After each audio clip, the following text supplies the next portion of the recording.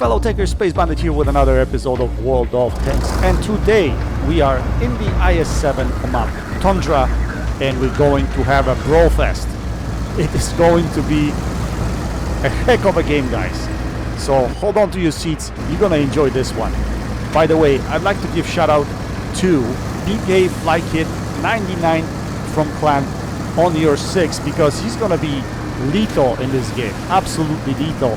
And what I'm gonna do is I'm gonna split this video into two parts. The first part I'm gonna show you my gameplay, and second part you're gonna see gameplay from Flykit, because he put up fantastic results, so did I, and the two of us just worked it perfectly. It was just one of those games that at the end of it you just feel a sense of accomplishment or something. It's just like one of those games that brings you back to World of Tanks all the time. Absolutely fantastic game. Anyway, so we're trying to get into early position here on top of the hill. We see this chieftain crossing right in front of us, and he wants to take position on our side of the map. Big mistake, huge mistake. Flykit puts 2 shells into him. I'm gonna try to finish him off here. Right there, we put him out of his misery, and he's out of the game. Very important tank out of the game early. So now we get the position on the map early, right here. And for whatever reason, the Reds are playing it really passive. As you can see, they're all kind of bunked around area K9. So yeah, they're gonna be sitting there for a bit, and I don't know, they set up mostly for sniping. Although at some point in time, in split second, you're gonna see a couple of really heavy armored vehicles, the Mouse and E100, heading in this direction. And you're basically gonna see a battle between myself, Flykit, and these two guys that are gonna show up here in a split second. Now in the meantime, right now it looks like Flykit is sniping from the hill. In a Conqueror, that's what you want to do. You want to pretty much use your gun depression and take pot shots from all around the area and try to find opportunistic shots all around the field. Me, I don't have a gun depression, so I had to find myself a nice position here behind this rock. And this rock is actually fantastic for IS-7 because of that little angle of the rock on the left hand side, which is going to protect my bottom plate. So as you can see, I'm basically using my pipe nose forward. I'm not angling the tank almost at all, just barely angling, so that, you know, I want to prevent these guys from shooting my shoulder plate, right? So here I see this E100, and look at this shot. Bounce. This guy's a legend, and I'm telling you, in this game, he is going to bounce a couple of my important shells while he's going to damage me severely in a split second here. Take a look at this. How does this shell hit? I could not believe what he did to me, and he set me on fire at the same time. I'm looking at my tank. I don't see a shell. I don't see a mark from the shot. I don't know what is going on. So I'm a little bit spooked over here. I don't know what is going on, where he's hitting me. I'm re-angling here. Angling right this at this point is most important to me, instead of, you know, fixing my loader and everything else for that matter. But we managed to put a shell into him, but we re-angled better now. I think he hit me under the side skirt, but hold on to the end of the game, guys. I will show you exactly what happened there, because I was really surprised. Now take a look at this shot again. How do I bounce his lower plate with a PCR shell? I do not understand. Yes, he had a little bit of an angle, but I checked stats at the end to make sure I should be able to pen him. I should be able to pen him 99% of time in that lower plate, and I didn't. That guy's a legend, man. Absolute legend. I don't know how he's doing it. Anyway, we re-angled here again. Now I have to be mindful of this E100, because he got lucky once, he will get lucky again, right? So here I'm trying to get a shot at this Mouse. I actually was aiming at the cheek, but what I should have been doing is aiming at his bottom plate. So that was slightly a mistake. But we're gonna change our attention now to the bottom plate, and that's exactly where we should be putting shots into the Mouse. Even from that angle, the shots will penetrate. Absolutely. Every time. And that's what I was expecting on an E100. Again, now E100's coming up again. And that's the only guy I'm worried about, because I can't pen him, because he's a legend, and I'm not allowed to pen him. Anyway, Flykit takes out the Mouse, which is great. And now we're going to have to focus this E100. And he pens me again. And this time he probably hit my shoulder plate. Now take a look at this shot. Tarasha. RNG give, RNG take away. But in this game, comrade, take away all the time. The guy is a legend, he's a ghost, he's everything all at once. Luckily I have a Flykit on my side, and he tracks this guy, so we're gonna aim up a shot and we're gonna damage him this time. Finally. And for the first time, I think, in this game, he actually doesn't pay attention to me. He pays attention to Flykit. So instead of hitting me, he tries to hit him. And can we take him out of the game? I try to line up a shot here, but Flykit takes him out. So as you can see, we kind of destroyed the opposition team, but they had so many tanks on this side of the map and a lot of heavy armor with lots of HP. Now Flykit decides to go for it there, so we need to provide him with some firepower here. We gotta make sure that these guys on the hill are paying attention to us and not paying attention to him. And I was trying to do that. Unfortunately, somebody puts a shell into Flykit, but oh yeah, this guy gets struck. We put an arrow shell right into his truck at the same time. So another shadow damage for us. Now we're gonna pay attention to see if anybody pokes out. No one else is poking out, so we're gonna make a dash for it at this point in time. There's no point waiting, so I'm checking my shoulder just to make sure that heavy tank in the middle of the map gets taken out. And now I'm gonna try to help the Flykit with closeout, but he doesn't really need my help. He's gonna take care of the whole situation by himself. Actually, I think Artie takes out the FV215B and Flykit takes out the Patton, and all of a sudden you're gonna see all kinds of messages flying around, good game messages, because man, that was something, I gotta tell you.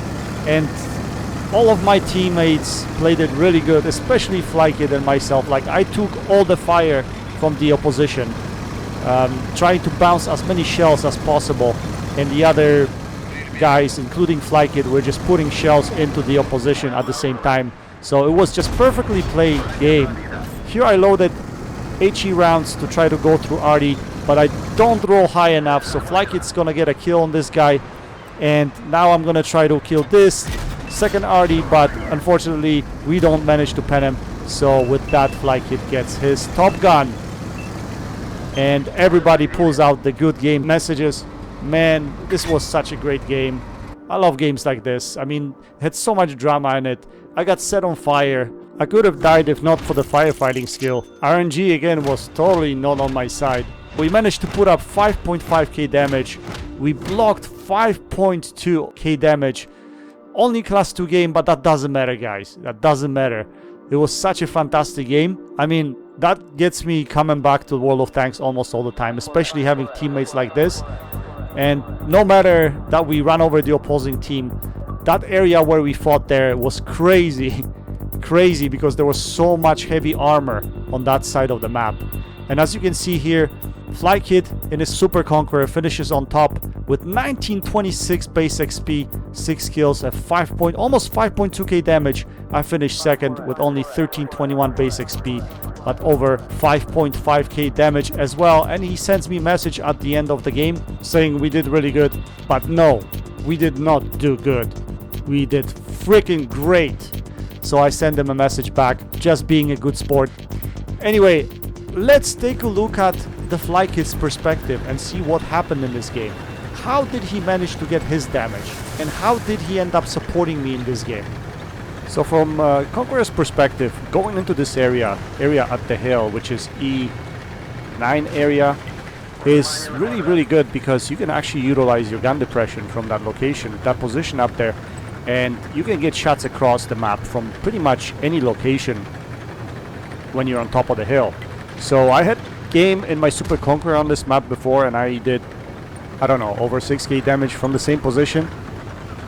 But yeah, that was basically the case. I planted myself up on top of that hill, and yeah, from there you can do wonders. So here you can see this chieftain passing. Flykit puts one shell into him. He's gonna put a second one into him in a split second here. There we go. He puts the second one in. And yeah, we pretty much won the hill easily right here, because I ended up taking him out. Now what you're gonna see him do, and exactly, he doesn't need to engage in a frontal battle at this point in time. He doesn't need to, really. He can just come up here and see if there is anyone in the field that he can potentially spot or potentially hit, and don't overexpose this tank. I mean, that battle where I am right now, the reason I'm there is because I don't have gun depression, so I can't be fighting out of this position here. It's just not possible. But he can.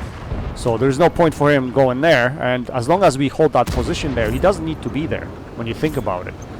Now, one thing about this position here, if you're not aware, it's not already safe. So there are 3 artilleries in the game, and I'm not sure actually what Artie did in this game. I don't know what the opposition's already did, because no one was shooting me ever. I don't know, maybe I wasn't in a position where I could be hit, but definitely where the fly kit is right now, that position is hittable by Artie. So I don't know why they're not paying attention to him. Now, he's doing a smart thing here. He's gonna relocate behind that rock. Now that's harder here for Artie to hit him. But again, he's just gonna be looking around for shots. Looking around for shots. He's not gonna be engaging in the frontal battle right away, because there's no point. So as you can see here, he's just taking pot shots from left, right. He spots Artie here. He's gonna try to take this Artie out of the game. Somebody hits him, but again, it's his spotting target hit. So he's aiming a shot at him. Is he gonna be able to take him out? Yes, he does. And now, basically, because these guys that are sitting in J0, their attention and their focus is towards us. Well, I thought no one was going to be paying attention to him, but apparently the Patton, I think, was paying attention to him poking out. So at this point, because he got hit, this position is not going to work for him. So I think he's reconsidering right now, because he doesn't want to poke out again and take the hit. And it seems like there's no more shots that he has around. So he's probably thinking where to position myself next in order to get some shots of damage. So is he gonna come down? I don't think he's gonna come down towards us yet. No, he's just gonna try to look for shots in this position here. But I think he's gonna have a hard time getting his gun down in this position, because the incline here is much higher. And even though Conqueror has a really good gun depression, in here he will be exposing his bottom plate. He's also looking at shots into the area where we're actually fighting at this point in time, but there's nothing there. So he's gonna come over and help at this point in time. And look how he's positioning. So he's positioning his tank right behind my IS-7. So that way, only his frontal...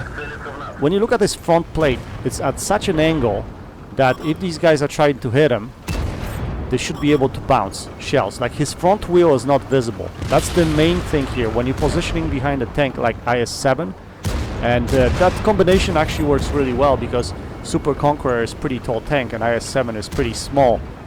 So you can basically shoot above the IS-7 when you're in a Super Conqueror. But the way he positions, what I was saying earlier, is he doesn't expose his front wheel.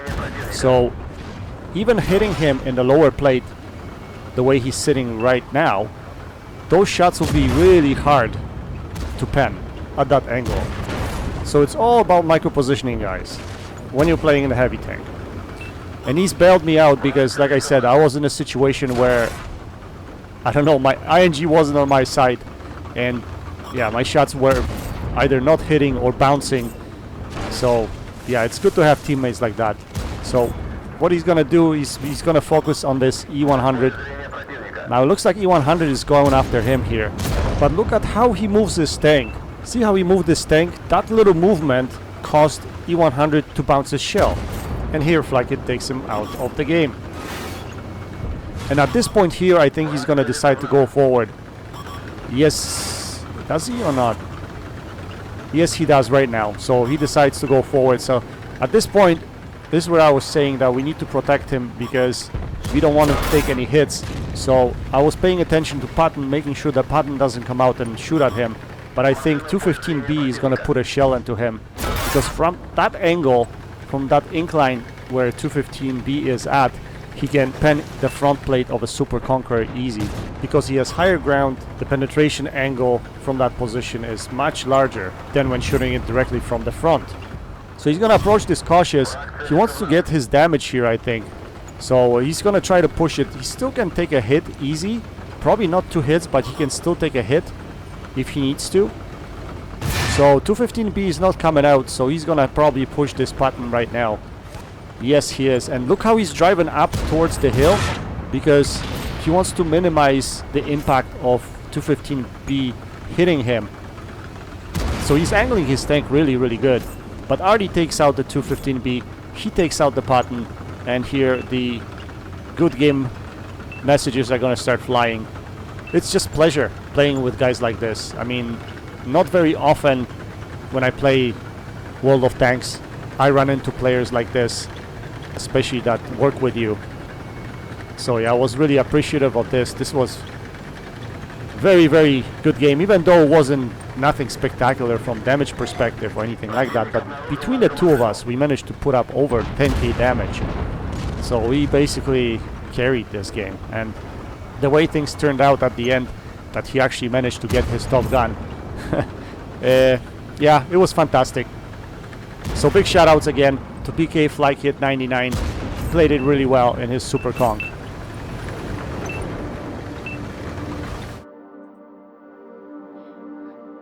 Let's take a look at the post-game stats now. I mean, these are going to be my stats, but in a second we're gonna show his right there. So he fired 22 shots. He had 20 direct hits and 16 penetrations. He managed to deal 5.1, almost 5.2k damage.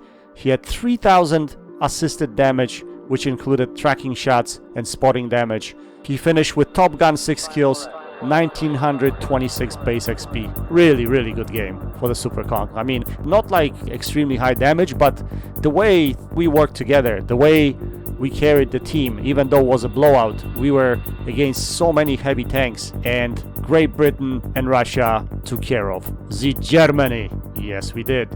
Anyway, let's take a look at Mr. Legend here and see how he's able to penetrate me and how I'm able to just bounce him. Now that shot that I just put into him, that should have panned. APCR into the cheek, should have panned.